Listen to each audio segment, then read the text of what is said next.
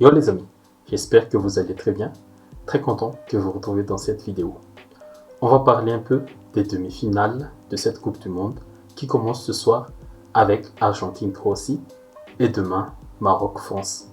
Je parlerai dans cette vidéo de mes constats sur ces 4 équipes et je donnerai pour chaque match mon avis final. Je ne ferai pas de pronostic car les 4 équipes méritent d'aller tous en finale.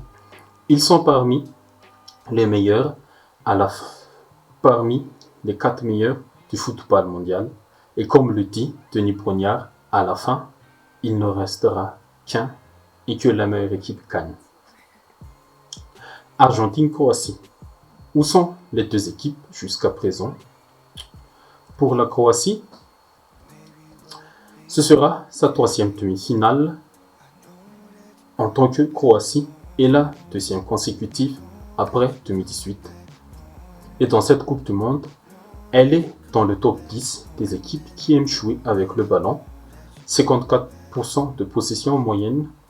Ça facilite aussi cette tâche avec la qualité technique de ce triangle de Bermude composé de Modric, Kovacic ou Brozovic. Niveau buts marqués, les Croates sont plus ou moins réguliers avec 6 buts marqués en tout. Mais je dirais que la plus grande force de cette équipe, c'est leur mental qui se bat jusqu'à la fin car elles croient à leur plan initial. Et contre le Brésil, le plan c'était de mener les Brésiliens aux séances de tir au but et ça a marché. Et sur ce type de plan aussi, la Croatie est une spécialiste. Elle a de l'expérience car sur les 6 matchs d'élimination directe de la Coupe du Monde en Russie et celle-ci au Qatar, la Croatie a gagné 5 matchs au-delà des temps réglementaires, 4 aux séances de tir au but. C'était contre le Danemark et la Russie en 2018 et contre le Japon et le Brésil il y a quelques jours. Un match gagné dans les prolongations contre l'Angleterre en demi-finale il y a 4 ans. Et lors de ces matchs, le plus fou, c'est que la Croatie a toujours encaissé le premier but de la rencontre. Et c'est la preuve que les joueurs ont un mental d'acier et n'abdiquent jamais jusqu'à la dernière minute. Le seul match que la Croatie a perdu sur ces 6 matchs, c'est évidemment contre la France lors de la finale il y a 4 ans. Quand on a vu que c'est l'endurance physique qui a lâché après avoir enchaîné 3 fois 120 minutes plus les tirs au but sur cette Coupe du Monde 2018. Du coup, c'est le plus gros souci pour les Croates. Ils ont déjà enchaîné 2 fois 120 minutes plus 2 tirs au but sur cette phase à élimination directe. Et est-ce qu'ils tiendront jusqu'au bout face à l'Argentine? On verra la réponse ce soir. L'Argentine maintenant, c'est que après cette victoire dans la douleur, contre les Pays-Bas, je pense aussi que Messi et ses camarades sont boostés à fond mentalement. Et pour chercher cette 3e étoile, en termes de jeu, c'est pas une Argentine très flamboyante aussi, mais les joueurs peuvent garder le ballon, 62% de possession en moyenne, mais pour créer une action dangereuse, on attend le coup de génie du numéro 10. Et il a encore prouvé sur le premier but de Molina contre les Néerlandais. À part ça, rien d'extraordinaire. La possession de balle est une position de conservation, mais pas une position pour attaquer et pour essayer de déstabiliser l'adversaire. C'est que l'Argentine ne prend pas aussi beaucoup de risques, car derrière, c'est pas du tout la sérénité totale. Donc, pour moi, si l'Argentine veut passer, elle ne doit pas encaisser le premier but ou être menée au score. On l'a vu face à l'Arabie, parce que tout le plan d'attaque se repose sur Messi. Et pour y remédier à ça, peut-être, Di Maria doit jouer s'il est apte à 100%. Le petit avantage pour l'Argentine, c'est que la Croatie a déjà joué 2 fois 120 minutes, plus les tirs au but, comme je l'ai dit tout à l'heure. L'Argentine a joué une seule fois ses prolongations et c'est fameuse séance de tir au but. Donc, mon avis final pour ce match, c'est que je vois deux scénarios possibles pour ce match, pour cette première demi-finale. Le premier, c'est que la Croatie va encore peut-être essayer de mener les Argentins au tir au but.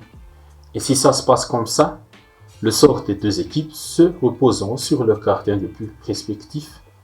Livakovic pour les Croates, Livakovic qui fait une Coupe du Monde très performante jusqu'à présent. Et de l'autre côté, Emiliano Martinez qui est le dernier rempart des Argentins. Et le deuxième scénario, c'est que Messi, il fait son match et ses camarades gèrent le score et la pression et les émotions pour ne pas se faire attraper comme face aux Pays-Bas. Maroc, France maintenant. Comment je vois ce match? Le Maroc est encore en course pour écrire un nouveau chapitre dans les livres de l'histoire du football et la France joue pour une deuxième finale consécutive, ce qui n'est plus arrivé depuis le Brésil en 1958 et 1962. En tout cas, ce sera un exploit pour l'une des équipes qui se qualifieront. Pour le Maroc, c'est la défense collective avec ce 4-1-4-1 qui est sa plus grande force. Contre l'Espagne et le Portugal, les Marocains n'ont pas encaissé le moindre but. Et même si la ligne défensive est passée, Bono est encore là aussi. J'ajouterai Bono dans la liste des points forts des Marocains. C'est tout à fait logique qu'il soit en demi-finale de cette Coupe du Monde avec seulement un but encaissé en 5 matchs. C'est évidemment la meilleure défense de ces 4 équipes toujours en lice. Et avec les qualités de Ziyech, Hakimi, Boufal, Ounahi et Amrabat, toujours là pour protéger ses coéquipiers, cette équipe a aussi la capacité de se projeter rapidement vers le but adverse. Et sur ce match, En-Nesyri devra être très efficace, tueur devant les buts, car on connaît la capacité des Français à souffrir dans les grands rendez-vous et marquer un but contre le cours du jeu, comme ils nous ont encore prouvé, encore une fois prouvé face à l'Angleterre en quart de finale. Les soucis pour le Maroc, c'est Aker et Mazraoui qui seront absents à 95% et même leur capitaine Saïs aussi n'est pas apte à 100%. Saïs est sorti sur blessure face au Portugal, mais on a vu que ce Maroc, c'est un collectif possédant des individualités qui sont prêts à se battre pour la victoire de leur pays. Pour la France maintenant, la France c'est que c'est un peu similaire que le Maroc. La France a aussi un collectif très solide, très soudé. Le collectif, c'est pas au niveau du jeu, mais c'est au niveau du mental et du groupe. Tout le monde est soudé et concerné et apporte quelque chose, même s'il ne joue pas sur le terrain. Et la France a aussi l'expérience, car lors de ces Coupes du Monde de ce 21e siècle, dès que la France atteint les stades des demi-finales, elle se qualifie pour la finale. En témoigne la Coupe du Monde en 2006 et celle d'il y a 4 ans. Donc, cette expérience sera aussi une arme pour les Bleus. Mais le vrai point faible de cette équipe jusqu'à présent, c'est sa défense. Loris et Varane sont là pour quitter leur partenaire, mais les côtés de Koundé et Théo Hernandez sont assez fébriles et très exploitables pour leur adversaire. Du coup, il faudra se méfier et faire très attention à Boufal et Ziyech pour les Bleus sur ses côtés. Mais à part ça, la France a Giroud, Mbappé, Griezmann et Dembélé qui sont prêts à marquer des buts aussi. Donc, comment je vois ce match, c'est que cette rencontre, je le vois comme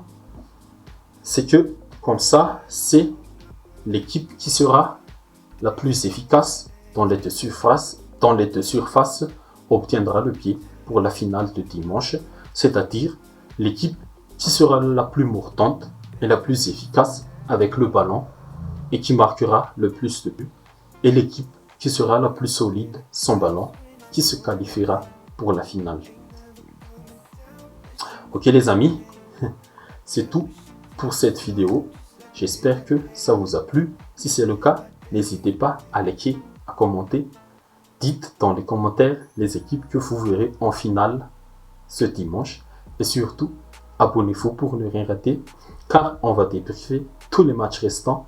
Et oui, il ne reste plus que 4 matchs avant la fin de cette Coupe du Monde si spéciale au Qatar. Merci les amis, prenez soin tous de vous, à la prochaine.